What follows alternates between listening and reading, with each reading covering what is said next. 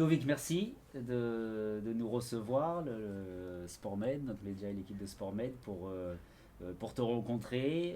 Une petite présentation, peut-être ta relation à Marseille et à l'OM. Oui, donc je m'appelle Ludovic, bon, j'habite Marseille depuis toujours, supporter de l'OM. Je suis adhérent dans un groupe de supporters depuis très peu de temps. Ça va faire 3 ans que je suis adhérent en Virage Sud. Et j'ai 34 ans. Je suis marié depuis un an. Voilà, j'ai une vie plutôt tranquille. Ce match OM Saint-Etienne, qu'est-ce que tu peux nous raconter comme ça, assez le plus simplement du monde pour que tout le monde comprenne ce qui s'est passé ce soir-là? Ben écoute, je pense que ça a commencé à Bordeaux, où on a vu cette ferveur et cette ambiance dans les virages. Enfin, il y avait des fumigènes de partout autour de nous. Je pense que ça nous a un peu chauffé et on a voulu participer à cette ambiance, faire rayonner l'OM parce que pour nous, on estime que ça fait partie du rayonnement de l'OM à travers le monde entier. Donc on s'est chauffé. Match contre Saint-Etienne.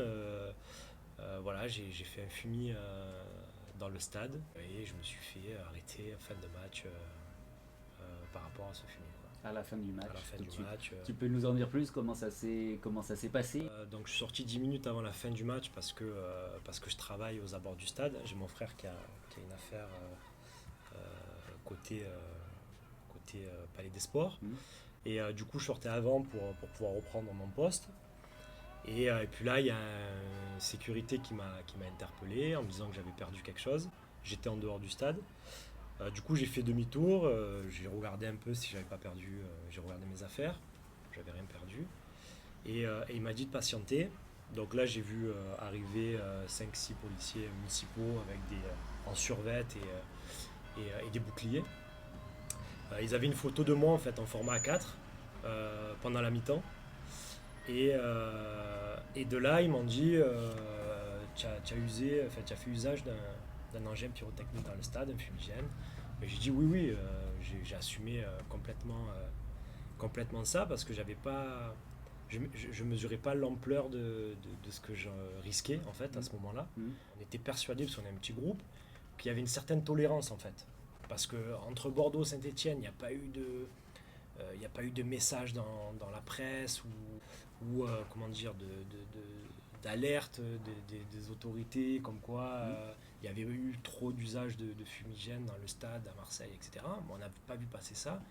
Donc bêtement, on s'est dit, bon, il y a une tolérance. Mais en fait, finalement, non. Et il se trouve que depuis quelques temps, c'est devenu du pénal. Et donc j'ai appris ça à mes dépens le soir même. Ouais. Donc voilà, donc ils m'ont arrêté, ils m'ont emmené au commissariat du stade. Et puis là, ils m'ont annoncé ma garde à vue pour 24 heures. Donc ils m'ont dit, si on a la photo, on a la vidéo. Bon, moi j'ai assumé direct, hein, j'ai dit oui, j'ai fait un film parce que j'imaginais pas tout ça. Donc a priori, ils avaient une vidéo aussi. Parce que la photo, j'avais pas de fumier, hein, j'étais assis. J'ai jamais eu de garde à vue de ma vie, hein, j'ai 34 ans, j'ai jamais fait de garde à vue. Je suis toujours resté très loin de tout ce qui est comment dire, justice et judiciaire, voilà, je connais pas tout ça. Je pensais sortir assez rapidement. Donc je lui ai dit, moi, faut que je reprenne mon poste. Je pensais que j'en avais pour quelques heures. Ils allaient me prendre mon nom peut-être, un avertissement et me relâcher. Bah, pas du tout. Donc j'ai été 18 heures en garde à vue. Donc ils m'ont ouais, 18 heures exactement. Donc ils m'ont amené au commissariat du 10e. Donc là je me suis retrouvé dans une cellule avec 3 autres personnes. Donc voilà, jusqu'à 11 heures le lendemain, je suis resté dans la cellule, allongé par terre, enfin vraiment comme un délinquant, quoi. Un gros délinquant. Voilà, comme un délinquant lambda quoi. Donc de là, à partir de 11 heures, on a été déféré au parquet. Ouais. Donc menotté, tout le temps menotté, par convoi, parce qu'on était 5, 6 exactement. Donc par convoi de plusieurs voitures, sirènes hurlantes, enfin, les gens nous regardaient dehors, j'avais honte quoi. Les gens nous regardaient passer par convoi, j'ai dit mais ils doivent s'imaginer qu'ils ont arrêté les plus grands bandits, mais finalement non. Et puis de là, on a attendu au tribunal de 11h à 17h de passer devant la juge pour nous donner, pour me mentionner mon interdiction de stade. Ouais. Jusqu'en février, et mon procès qui aura lieu en février. C'est très dur, hein. Enfin, on n'a pas d'infos. Alors déjà, on n'a pas d'infos en amont, donc on ne sait pas les risques encourus. Parce que si on m'avait dit avant de rentrer dans le stade, tu risques du pénal et tu vas faire 24 heures de garde à vue minimum, j'aurais jamais fait de fumigène. J'ai 34 ans, je faisais mes 1 an de mariage le dimanche. J'allais sûrement pas prendre le risque de faire de la garde à vue pour un fumigène. Donc déjà, il y a un manque d'infos avant. Et ensuite pendant, parce que tout au long on ne sait pas quoi, on est là, tout le monde s'occupe de ses affaires, donc on est assis à attendre qu'on vienne s'occuper de notre cas. Donc après on arrive au commissariat, mais on ne connaît pas les rouages du truc, quoi. Donc on arrive, et comment ça se passe? Donc on nous prend, on nous jette dans une cellule, pas de matelas, pas d'eau, l'accès aux toilettes il faut demander à chaque fois. Enfin, c'est assez compliqué, on a 3 gars avec nous, on ne sait pas trop. Donc on essaye quand même de passer la nuit. Et après, toujours pas d'infos, quoi. Donc on nous prend nos empreintes, photos de profil, tous les différents tatouages. Et on part en cortège au tribunal. Donc on essaye d'avoir des infos auprès des policiers qui surveillent, mais bon, ils n'en ont pas plus. Alors on a bien échangé parce que on a quand même des profils, on est des travailleurs, on n'a jamais fait de garde à vue. Il y en a un qui nous a dit que c'était pas pour ça qu'il avait signé et que tous les week-ends de match, il avait des personnes comme nous et qu'il a choisi ce métier, mais pas pour avoir 5 ou 6 personnes le week-end pour un fumigène, quoi. Surtout qu'on a un certain âge. Quand on fait le fumigène, enfin quand je l'ai fait, il s'est maîtrisé, quoi. On le jette pas, on le laisse s'éteindre à côté de nous. Enfin voilà, on fait attention que les gens ne le touchent pas.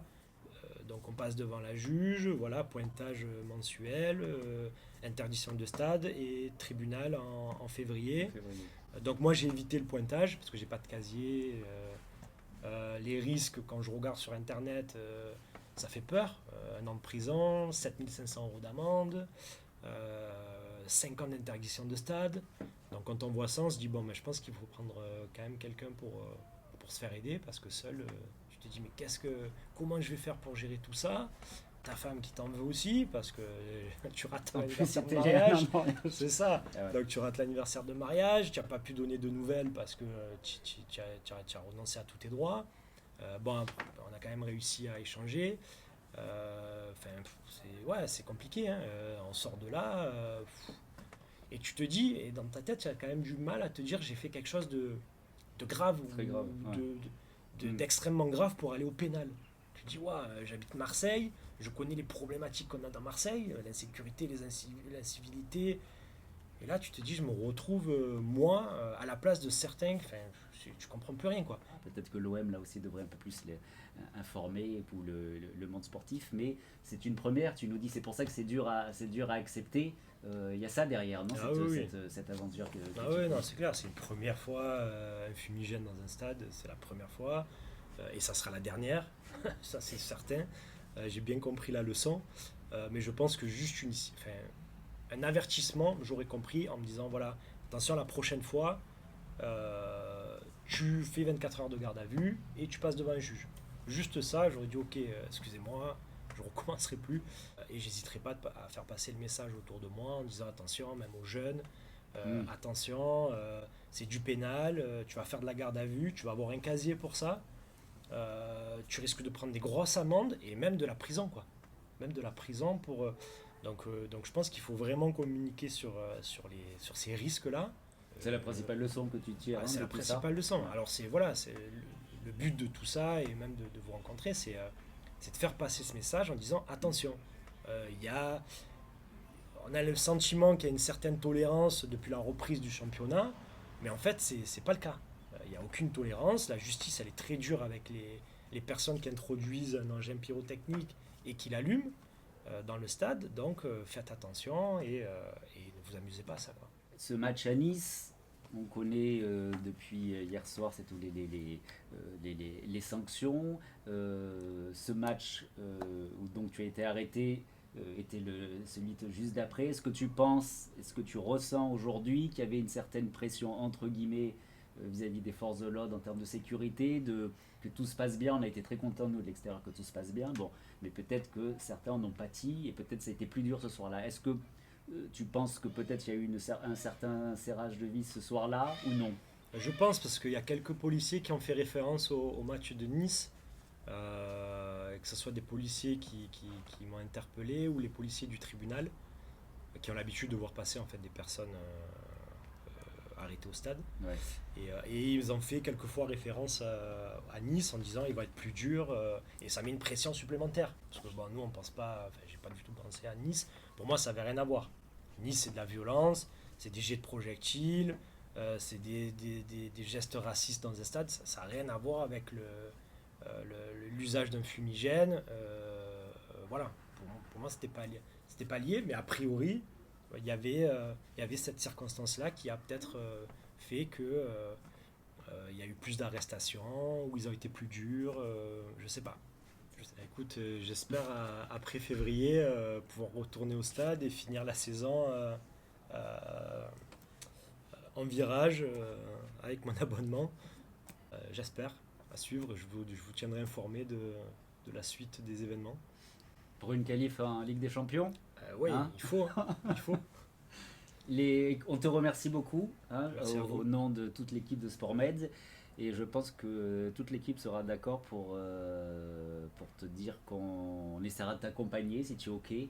Savoir un peu, c'est intéressant de savoir comment ça va se passer pour toi. Donc si tu es OK, on essaiera de suivre un peu cette aventure qui devrait quand même se terminer plutôt bien. Voilà, j'espère eu quand même mort d'homme.